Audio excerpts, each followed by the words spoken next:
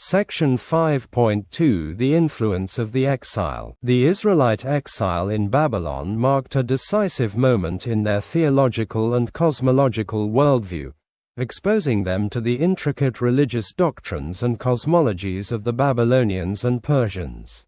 One of the most notable influences was Zoroastrianism, the predominant faith of Persia, which introduced the concept of the Amesha Spenta, divine entities that embody various attributes of Ahura Mazda, the supreme deity in Zoroastrianism.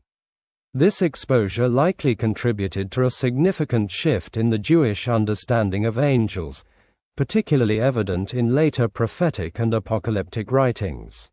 For instance, the Book of Daniel introduces named angels such as Gabriel and Michael, portrayed as distinct beings with specific roles and functions. This marked a departure from earlier biblical texts, where angels were largely seen as impersonal extensions of God's will.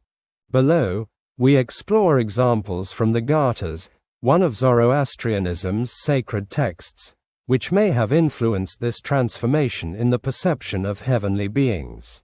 Yasna 33.11. And I will speak of the Amesha Spentas, the holy immortals, who have been ordained by Mazda, by whose guidance the material world was shaped, and through whose favor the righteous attain to the bliss of the good mind. Yasna 44.5. The Amesha Spentas are the divine beings who assist Mazda in creating and protecting the world. They have given the earth its sustenance and the sacred fire its purity.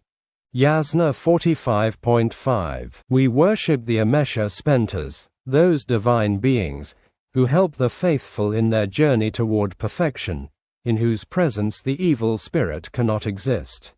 In these passages, we observe that the Amesha Spentas are recognized as divine beings essential to both the creation and moral order of the world. However, they are understood as emanations of Ahura Mazda, God, rather than independent deities. Emanate, to flow out, issue, or proceed, as from a source or origin. Come forth. The Amesha Spentas are generally understood as the 6 primary divine emanations of Ahura Mazda, each associated with a specific aspect of creation and embodying a particular virtue. Vohu Mana, good mind. Asha Vahishta, best truth. Kajathra Varya, desirable dominion. Spenta Amariti, holy devotion. Horavatat, wholeness or health. Amerita, immortality. As seen, these emanations are given names, a practice that likely influenced the Israelite tradition of naming angels during their exile. This shift in angelology can be understood through various perspectives. One interpretation is that it reflects a conscious effort by the Israelites to find theological common ground with the Zoroastrians, a strategy perhaps born out of necessity during their suffering and displacement under Babylonian rule and subsequent Persian dominance. The naming and personalization of angelic figures like Gabriel and Michael, whose names mean God's strength and who is like God, respectively, represents an adaptation of this influence. However, despite this shift, their roles remain firmly rooted in Israelite monotheism, reflecting a blending of foreign ideas with traditional theological principles. This shift in angelology, while not diminishing the concept of God or the role of heavenly messengers, introduces complexities that blur the line between earlier and later theological understandings. The emergence of distinct, named angels adds a layer of personalization to the Old Testament's more functional view of angels as instruments of God's will. With names that correspond to their roles, these angels are now interpreted as possessing unique identities, individual characteristics, and potentially even independent wills. This development raises questions about their relationship to God's unity, suggesting the possibility of free will and a hierarchical structure within the celestial realm.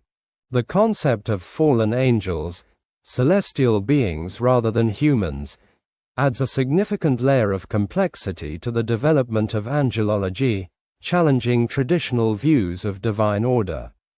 In earlier traditions, angels were understood as being fully aligned with God's will and purpose, serving as instruments to fulfill divine functions. However, the introduction of rebellious or fallen angels creates a perplexing tension between the unity of God and the existence of independent beings who can defy His will and abandon their appointed roles, yet still retain the title of angel. This shift in angelology necessitates a reassessment of how these beings fit within the broader narrative of creation and divine order. How can one deliver the indistinguishable message of God and yet be fallen? Some might argue that such beings are no longer angels but demons. However, this distinction is never explicitly made in the Bible. But once again, I am getting ahead of myself. This issue will be examined in greater detail as this volume unfolds.